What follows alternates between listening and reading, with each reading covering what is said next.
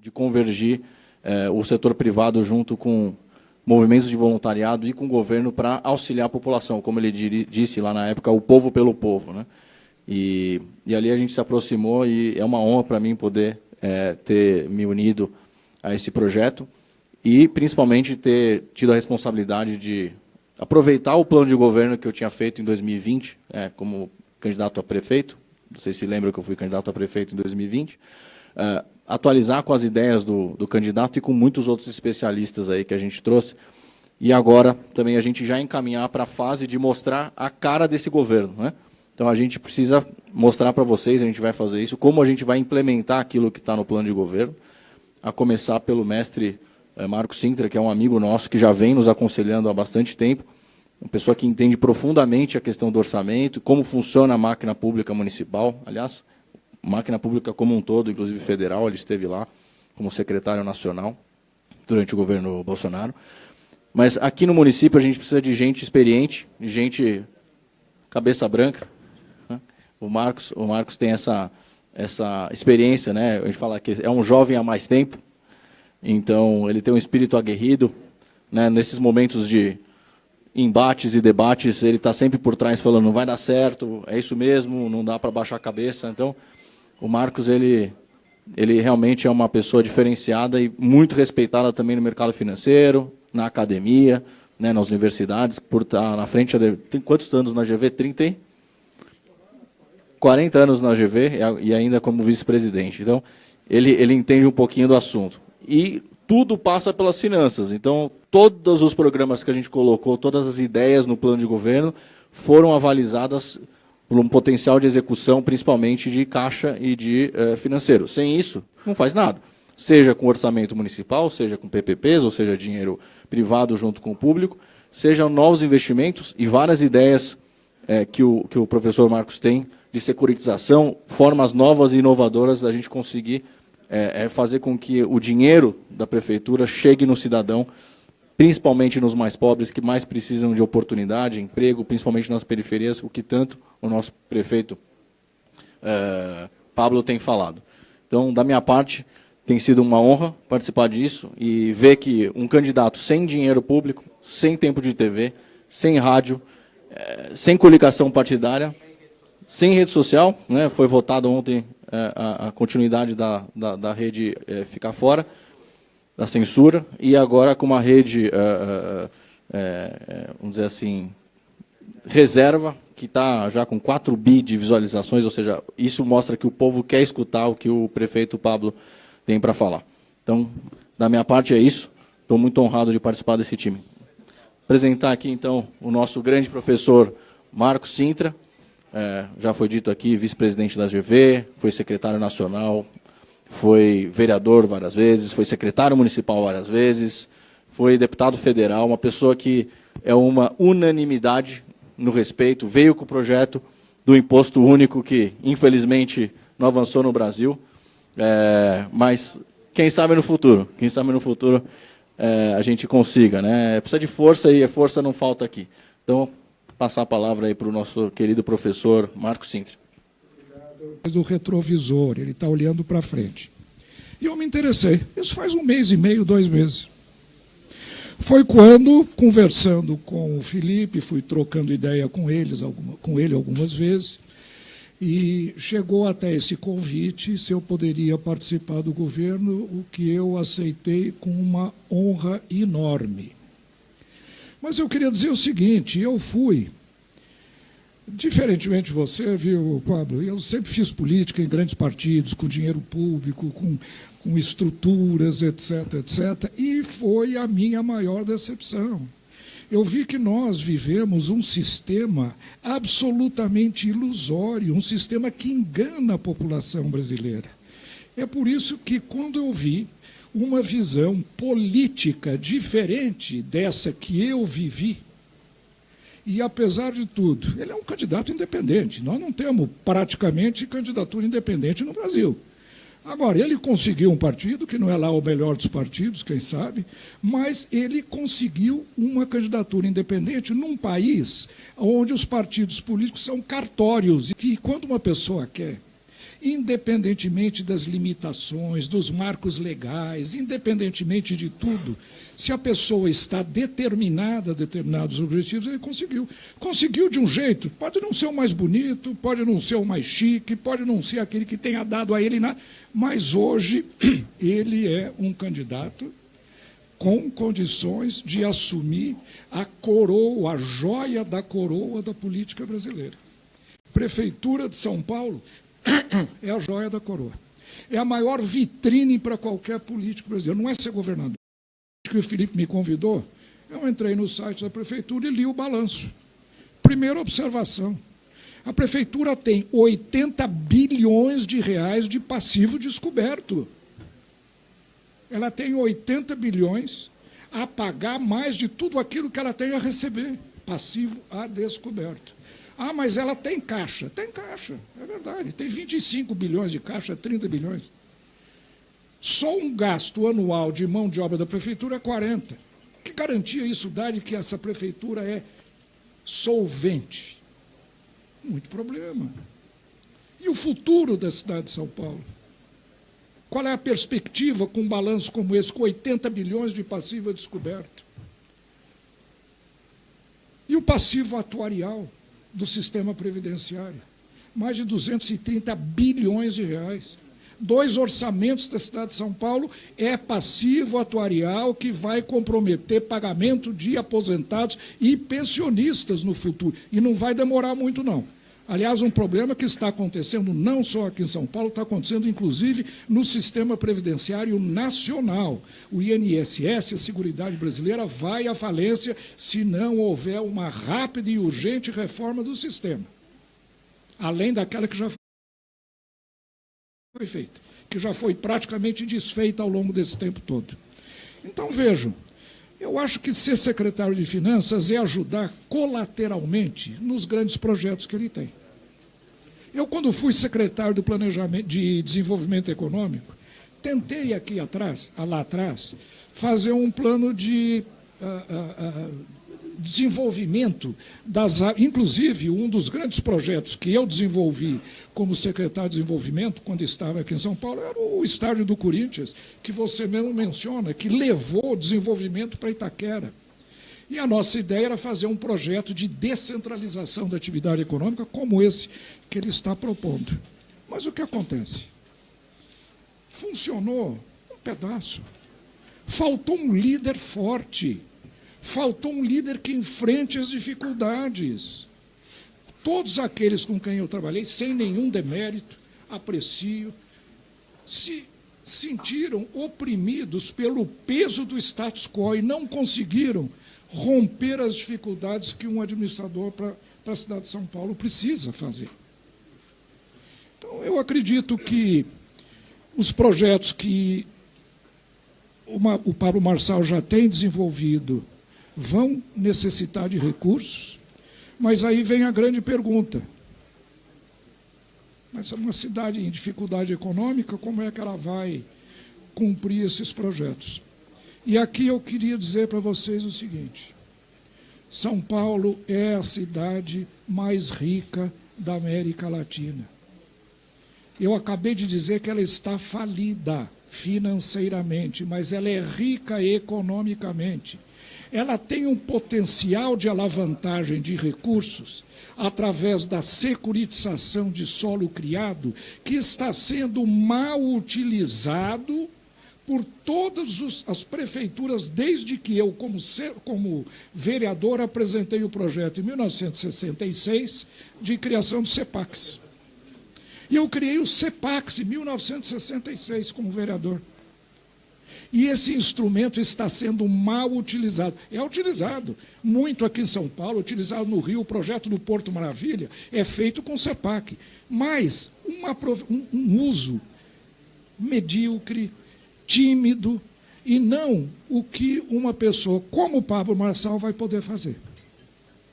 O que me estimula a trabalhar com ele não é tanto nem os seus projetos, que eu vi o plano de governo, acho que são todos viáveis, mas é a capacidade de liderança que essa pessoa tem, que eu nunca vi em política, e eu faço política há 40 anos.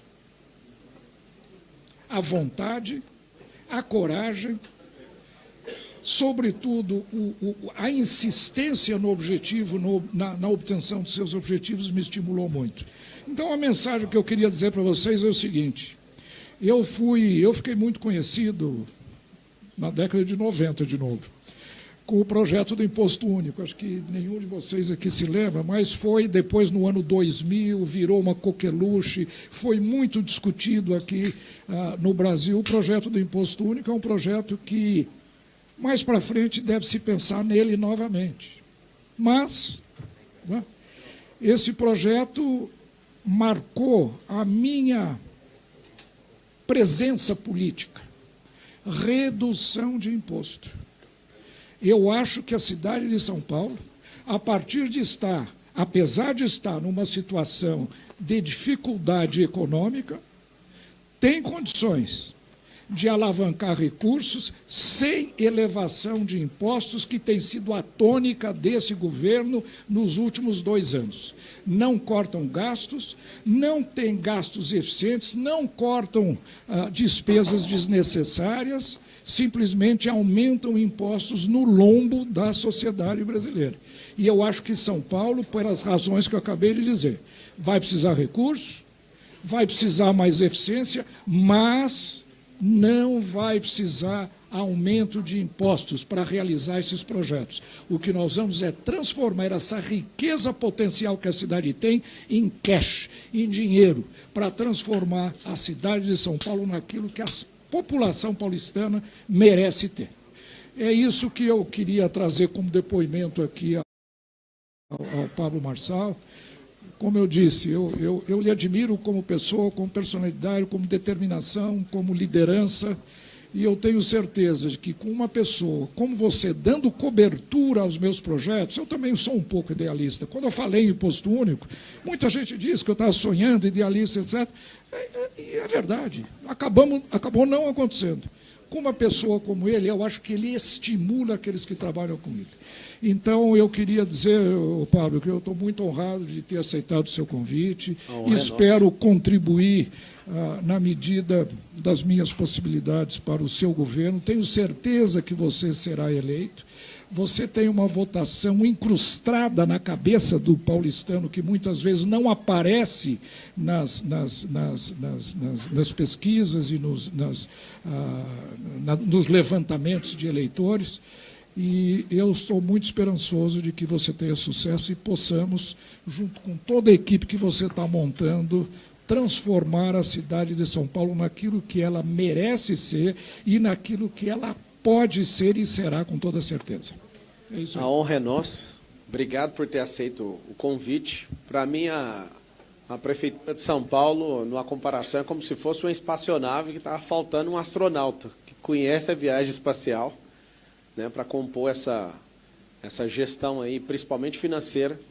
Você vê que a maioria dos políticos, se você fizer uma pergunta para eles, se eles quiserem pegar um político no quebra-queixo, eles não sabem a diferença de custo e despesa. Custo é aquilo que você aplica e vai dar retorno, e despesa vai embora. E a maior parte dos recursos também, estudando o orçamento da Prefeitura de São Paulo, é despesa.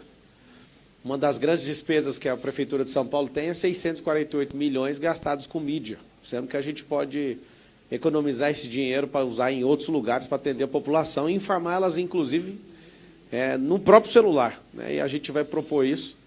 Eu quero que vocês saibam que nós não temos compromissos financeiros com nenhum partido e nenhum empresário, nenhum banqueiro, diferente de todos os outros candidatos.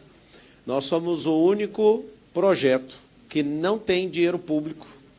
Eu não coloquei nenhum real meu, não coloquei nenhum único real de empresa nenhuma minha. Inclusive, as redes sociais caíram, Sintra, porque eu estava fazendo um lançamento e não tem nada a ver, né? Foi um lançamento lá com fitness que eu fiz antes de iniciar a campanha, e aí acabou entrando nesse dilema aí.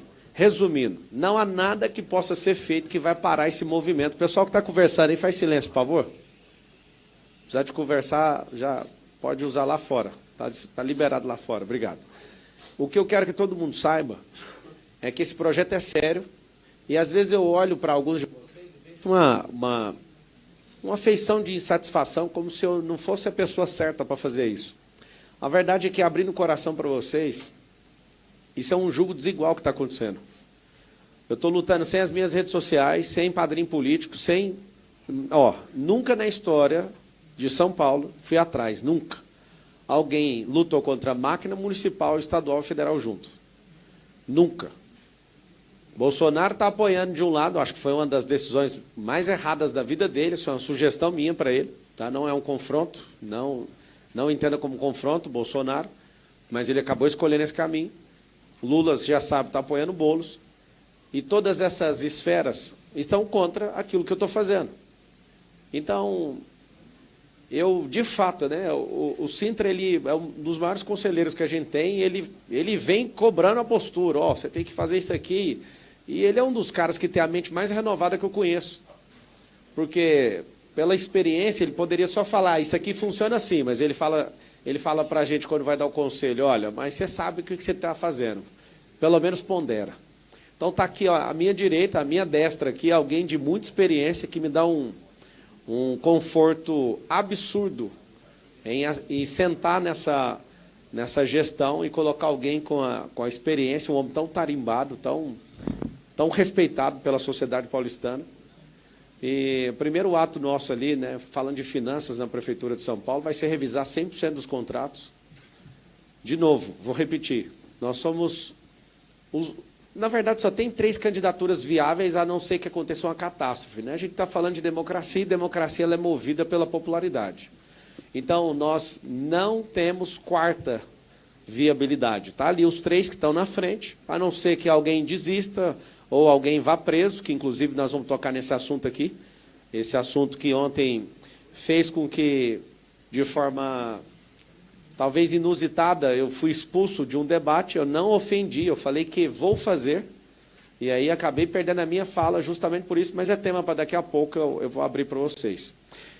Tem mais uma pessoa para entrar? Se não tiver ok, a gente anuncia depois. Bom, para pôr na tela aí.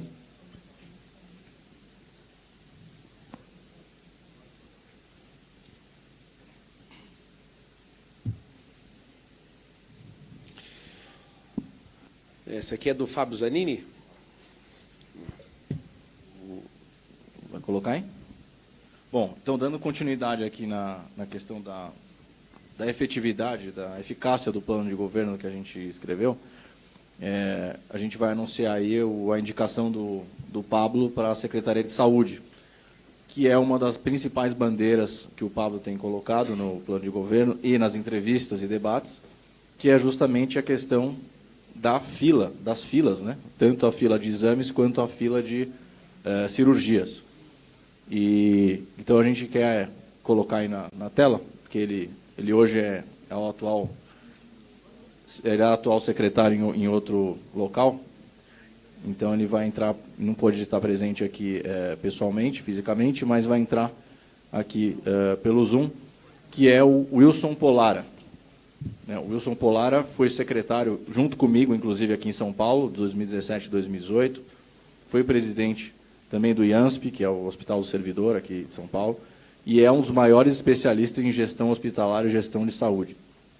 O Wilson Polara foi a pessoa que criou o programa de utilização de espaços ociosos em hospitais privados, para que as filas pudessem ser justamente zeradas aqui em São Paulo. Então, na época, quem se lembra, em 2017, 2018, foi criado um programa pelo Wilson Polara, e por isso ele foi secretário, e foi brilhante. A gente pôde ter atuado junto ali em 17 e 18, e apresentei o Wilson para o candidato Pablo, e próximo prefeito, e ele gostou muito do perfil, e exatamente é a pessoa que sabe, como disse aqui o Pablo sobre o Sintra, é o astronauta que sabe chegar lá no destino. E esse cidadão que está aqui atrás da gente, o Wilson, ele sabe fazer isso, e a gente vai zerar essa fila.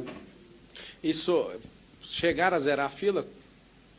O Wilson conseguiu zerar a fila, não só dos exames, mas também dos remédios, que era um problemão que tinha aqui em São Paulo, e agora a gente tem a questão das cirurgias também. Então, é a pessoa que sabe fazer isso. Vamos abrir para ele falar? Seja bem-vindo, e a palavra é com você agora, secretário.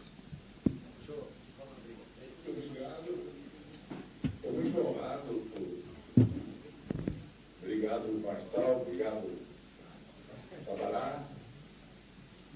O Cita deve ter lembrado de mim, eu fui conversar com ele, com o Marcos Quizil, a respeito de finanças de Santas Casas, na época que eu era secretário do Estado. E eu fico muito feliz porque o Pablo, ele tem uma capacidade de falar aquilo que você quer ouvir. E ele pegou a coisa na veia. Porque o grande problema na saúde, eu costumo dizer, é a espera. A espera é cruel. Nós não podemos acrescentar nenhum sofrimento que o paciente tem, além que já tem da própria doença. Então, nós não podemos nos dar ao luxo de pedir que ele espere meses, dias, semanas, por qualquer coisa. Então, isso é fundamental e nós sabemos como fazer isso.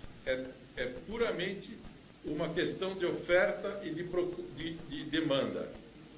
Se eu tiver uma demanda maior do que a minha oferta, eu crio filas. Se eu conseguir acertar a demanda à minha oferta, eu não tenho mais filas. Então, isso foi aplicado em São Paulo em 2018, logo no início do governo. E durante 90 dias nós conseguimos zerar as filas de exames e também a questão dos remédios, que as pessoas demoravam para receber remédios, tinha alguns que teriam que receber o remédio em casa, não recebiam, as unidades de saúde eram pouco abastecidas de remédio, então nós criamos também um programa chamado Remédio Rápido. Outra coisa muito importante é que muitas vezes a demanda local ela está com um estoque muito grande, a gente chama. Número de pessoas muito grande esperando ou uma consulta ou um exame num determinado local. Se a hora que nós terminamos, que nós acabamos de atender a essas pessoas, aquela estrutura não passa a ser mais necessária. Então, nós fizemos um programa com 12 carretas, uma de cada especialidade, que ia nos locais e faziam a correção da fila em cada um dos locais. Outra coisa muito importante é que nós devemos dividir São Paulo em regiões de saúde. São Paulo não é uma única região. E nós dividimos São Paulo, naquela época, em 6 regiões de saúde: Norte, Sul, Leste, Oeste, Sudeste e Centro. Cada uma delas tinha um hospital eleito, que nós chamamos como o hospital estruturante da região. E é o que nós devemos continuar fazendo. São todos os programas que nós iniciamos, alguns conseguimos terminar, outros ficaram pelo caminho, e a minha maior vontade é poder contribuir com o governo do Pablo Marçal, que está se demonstrando uma quimera, uma esperança para muita gente, e eu fico muito feliz de ter a oportunidade de poder me dedicar para que isso ocorra. Bom, obrigado, colega Wilson. E lembrando, o único e primeiro candidato a mostrar o time. Começar a mostrar o time. A gente vai a cada semana aí, nos próximos dias, começar a colocar outras pessoas também que o Pablo tem conhecido para indicar. Não tem nenhum outro candidato que está fazendo isso. Assim como estão copiando o jeito dele de fazer os cortes, né? Vários candidatos agora fazendo corte também, o jeito de comunicar. Já vão começar a copiar também e vão mostrar o time. Tenho certeza, Pablo, que vão começar a fazer isso. Mas você foi o primeiro a mostrar que não só você tem capacidade de chegada, como uma pessoa aguerrida, que está na boca do povo aí, os bonés mais vendidos lá no 7 de setembro, os itens mais vendidos no 7 de setembro eram os seus bonés, e continuam. E não é a gente que está fazendo, hein? O pessoal está fazendo. E agora o primeiro candidato a prefeito de São Paulo que já está apresentando o time, e é um time experiente, um time que sabe fazer. Então já vão te copiar, mas antes que copie, a gente registra aqui que você é o primeiro que está fazendo isso. Parabéns, é uma honra estar perto de você aqui, nesse projeto. Obrigado ao Wilson, né, por ter aceitado também o convite. É sempre muito bom você descobrir quem é dono de uma ideia, né? Eu prometo no meu governo, e falando para você sempre me cobrar, você e o Sintra, quando a ideia for de vocês, a gente nunca vai levar essa fama sozinho, tem que dar para quem é autor disso. Então o Wilson, ele criou essa revolução, e eu estou prometendo em 18 semanas, que são um pouco mais de 100 dias, o que eles conseguiram fazer em 90. Então, dá para fazer? Já fizeram, né? Agora o descaso de hoje, inclusive, vai ter um adendo, né? Se não conseguir resolver isso em 18 semanas, a gente vai colocar um cheque na sua mão, né? Eu falo da população para resolver isso sozinho. Não tem como não resolver. Isso é uma das promessas que eu estou dormindo e acordando pensando nela. Eu acredito que a primeira coisa que a gente tem que tratar é a saúde.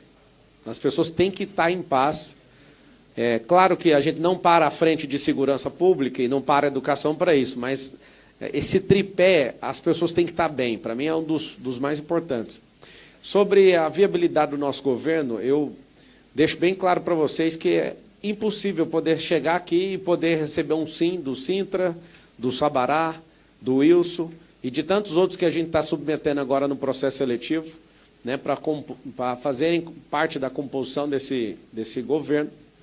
Eu sei que é uma grande oportunidade que a gente tem de fazer uma política diferente.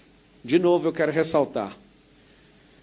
Eu sei que ainda sou visto como um imbecil, só que se eu não chamasse a atenção do jeito que eu estou chamando, não teria como nem competir com esses caras.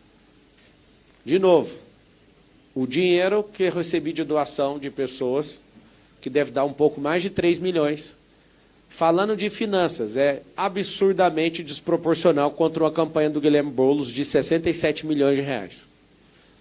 Eles estão recebendo mais de 120 milhões de reais em dinheiro público e eu quero inaugurar uma fase nova na política.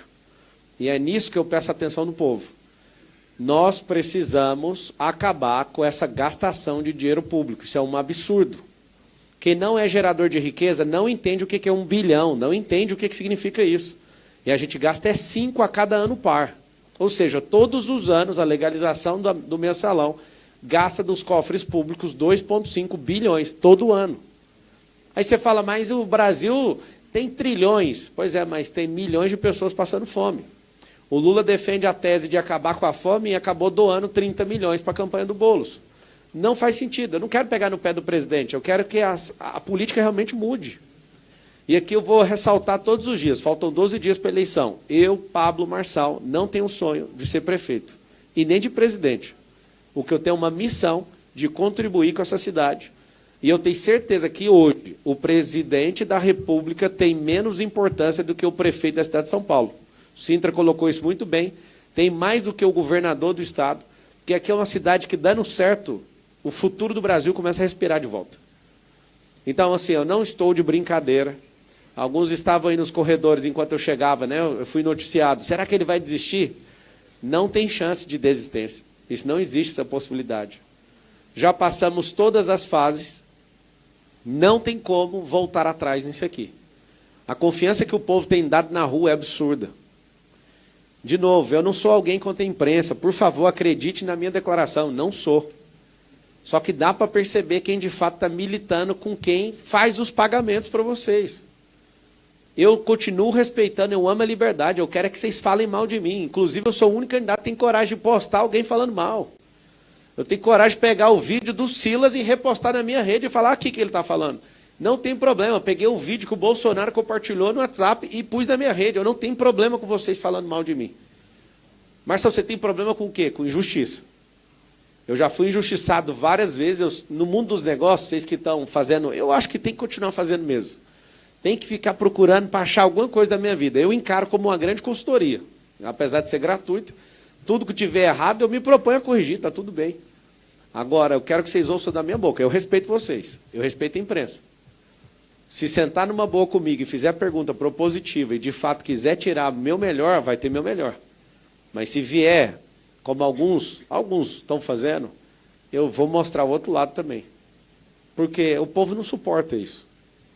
Eu quero uma imprensa livre. Livre sabe de quê? Livre de governantes que pagam vocês para ficar falando o que vocês têm que falar. Isso é muito chato. Então, esse governo é um governo de seriedade. Eu lamento muito o debate ter terminado do jeito que terminou ontem. Eu acredito que o Flow não tem que fazer debate, porque o Flow assume um lado na política, recebeu o dinheiro da prefeitura e fez um papelão ontem, que inclusive meu segurança, que é enfermeiro, teve que atender o rapaz. Reprovei completamente a agressão que o Duda Lima fez contra o Medina e o soco que o Medina desferiu contra ele. Eu não sou desses. Você vai investigar minha vida, você vai ver que eu não sou de encostar a mão em ninguém. Eu acho que quem é muito ruim das ideias tem que sair no braço. Então, os dois, para mim, estão reprovados, assim como o da Atena. Então, tem 3 pessoas que precisariam tomar mesmo destino, e eu faço um desafio aqui para a campanha do PSDB e do PMDB, que afaste o Duda Lima e que afaste o da Atena. Automaticamente, o Medina também vai estar afastado. Por quê? Para ter isonomia. Faço questão. Já está, inclusive, noticiado. Caso entendam que isso realmente é uma conduta indevida, que para mim é, a pessoa da minha equipe está afastada automaticamente, sendo que o PSDB tem que fazer a mesma coisa e o Duda Lima também, que ele realmente começou aquela confusão. Sobre o encerrar do debate ontem e a expulsão faltando 10 segundos. Eu não mexi, não ofendi, não toquei na honra. Eu falei que vou prender, inclusive o Zanini, da Folha de São Paulo, acabou de postar aí, acabou de publicar, que o Ministério Público Federal defende continuidade de investigações sobre Nunes na máfia das creches. Acabou de publicar agora há pouco. Ele mais, inclusive ele está aqui, ele e mais de 100 pessoas estão envolvidas nisso. É muito fácil usar o dinheiro público para fazer propaganda enganosa, de processo meu há 20 anos atrás, que eu não devo absolutamente nada. Inclusive, na própria sentença, mostra que eu não levei nem um único real. Eu recebi salário de um canalha, que me contratou para arrumar computadores, e aquilo manchou, sim. Se eu pudesse não passar por esse caminho, eu teria passado. Eu tinha carteira assinada aos 16 anos de idade, eu saí desse primeiro emprego, eu queria entrar na faculdade, não tinha recurso, meus pais não puderam pagar isso para mim, e eu fui trabalhar para esse cara sem carteira, eu fiquei sem entrar por 6 meses,